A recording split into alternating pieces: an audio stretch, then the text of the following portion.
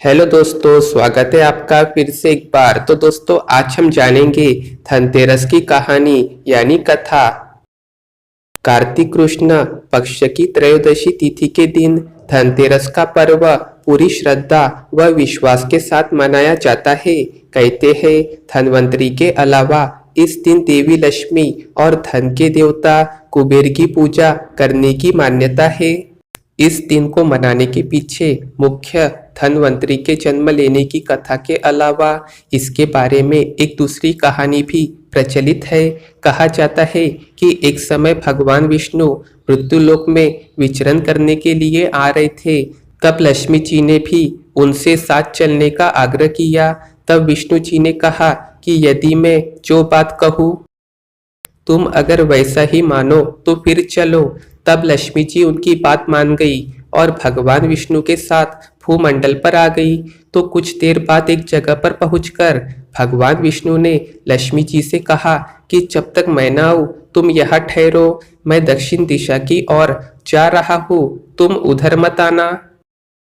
विष्णु जी के जाने पर लक्ष्मी के मन में कौतूहल जागा कि आखिर दक्षिण दिशा में ऐसा क्या रहस्य है जो मुझे मना किया गया है। और भगवान स्वयं चले गए।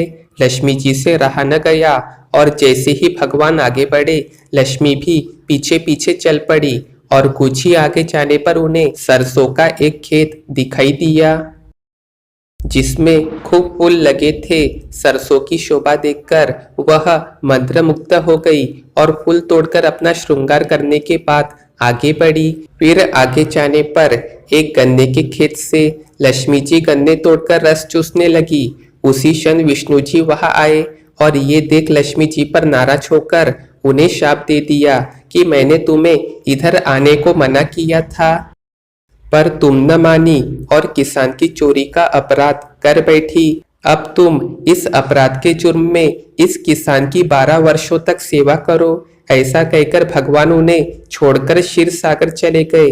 तब लक्ष्मी जी उस गरीब किसान के घर रहने लगी। एक दिन लक्ष्मी जी ने उस किसान की पत्नी से कहा कि तुम स्नान कर पहले मेरी बनाई गई इस देवी लक्ष्मी का पूजन करो, फिर रसोई बनाना, तब तुम जो मांगोगी मिलेगा। किसान की पत्नी ने ऐसा ही किया। पूजा के प्रभाव और लक्ष्मी की कृपा से दूसरे ही दिन से अन्न, धन, रत्न, स्वर्ण आदि से भर गया। लक्ष्मी ने किसान को धन धान्य से पूर्ण कर दिया। किसान के 12 वर्ष बड़े आनंद से कट गए। फिर 12 वर्ष के बाद लक्ष्मी जी जाने के लिए तैयार हुई। विष्णु जी लक्ष्मी जी को लेने आए तो किसान ने उन्हें भेजने से इनकार कर दिया। तब भगवान ने किसान से कहा कि इन्हें कौन जाने देता है, ये तो चंचला है, कहीं नहीं ठहरती, इनको बड़े बड़े नहीं रोक सके। इनको मेरा शाप था, इसलिए 12 वर्ष से तुम्हारी सेवा कर रही थी। तुम्हारी 12 वर्ष सेवा का समय पूरा हो चुका है। किसान हठ पूर्वक बोला कि नहीं, अब मैं लक्ष्मी जी को नहीं जाने दूंगा। तब लक्ष्मी जी ने कहा कि हे किसान, तुम मुझे रोकना चाहते हो तो जो मैं कहूँ वैसा करो। कल तेरस है, तुम कल घर को लीप पोत कर स्वच्छ करना, रात्रि में घी का दीपक जलाकर रखना और सायंकाल मेरा पूजा करना। और एक तांबे के कलश में रुपए भरकर मेरे लिए रखना। मैं उस कलश में निवास करूंगी, किंतु पूजा के समय मैं तुम्हें दिखाई नहीं दूंगी। इस एक दिन की पूजा से वर्ष भर में तुम्हारे घर से नहीं जाऊंगी। ये कहकर वह दीपकों के प्रकाश के साथ 10 दिशाओं में फैल गई।